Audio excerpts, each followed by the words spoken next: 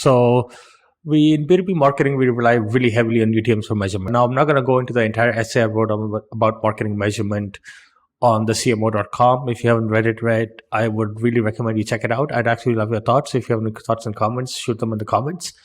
And I'll include a link to the essay in the description below. But going back to UTMs, I read this post on LinkedIn the other day that was talking about how for marketing measurement or B2B measurement, you really need two things, UTMs and asking people how they heard about you.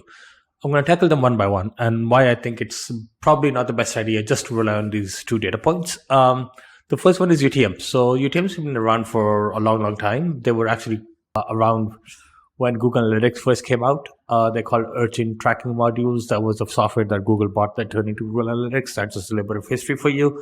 But UTMs are not sufficient for marketing measurement because increasingly with privacy laws, cookie blockers, browsers like Safari that block scripts, and browsers like Arc that actually strip UTMs from any website that you visit, there's an increasing push for privacy, less data tracking, less of all this stuff.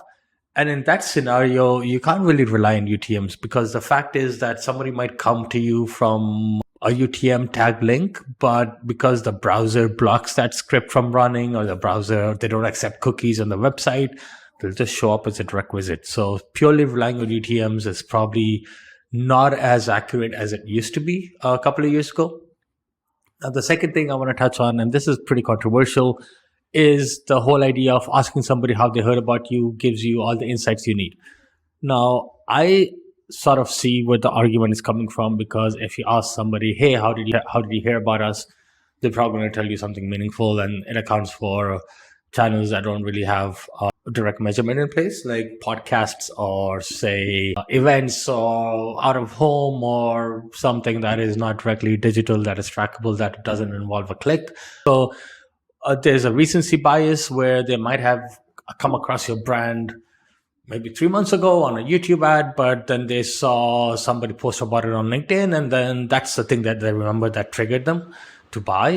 But in fact, that's not how they came across the brand in the first place. So that's not really a true first touch. Marketers inserting their own biases into the equation and sort of using that methodology of, hey, they heard about this LinkedIn, so let's invest more on LinkedIn, to justify their own bias towards LinkedIn. So I think if you want true unbiased measurement, you should look at true data modeling stuff. So marketing measurement, holdout testing, all that stuff. The other thing is that it doesn't scale time. The second thing is we did some analysis we compared the data set between how they heard about you and what was HubSpot's attribution, HubSpot's first search, last search. And a lot of times what happens is that 80-90% of the data is accurate. So it gives you enough visibility into making decisions. And ultimately, these things are about making decisions. It's not about inserting some biases into it. So if you want to make a decision on should we invest on LinkedIn, just look at the traffic you get from LinkedIn. And you don't need to ask people how they heard about you, because certain channels won't scale beyond a certain point. So you have to also balance that with what can scale to the amount of scale I want it to get out of this channel.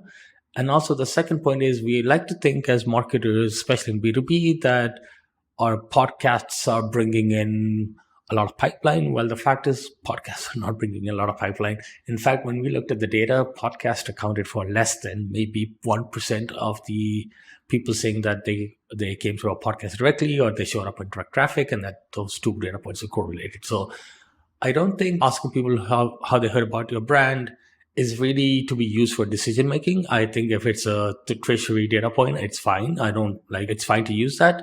But I think a better question to ask is when they have a discovery call with your sales rep, have your sales rep ask them what triggered them to buy today, what triggered them to consider you today, what triggered them to come and solve this problem. Like, what was that external buying factor that made them go from an out-of-market prospect to an in-market prospect? That is much more valuable, because why they buy, how they buy, all those things. That's a much more valuable piece of data if you're going to do the qualitative point, versus asking them, hey, how did you hear about us? Oh, you came across my founder's LinkedIn post. That maybe happens 1 in 100 times, and that's not really scalable. We're already maximizing it out. And that's just my 2 cents. I know I'm probably going to get a lot of disagreements on this one. I appreciate your discussion. If you enjoy any of the other videos we made before, please do subscribe.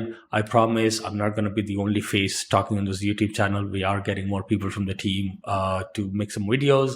Obviously, it takes a bit of getting used to. So appreciate your patience. Appreciate everybody watching.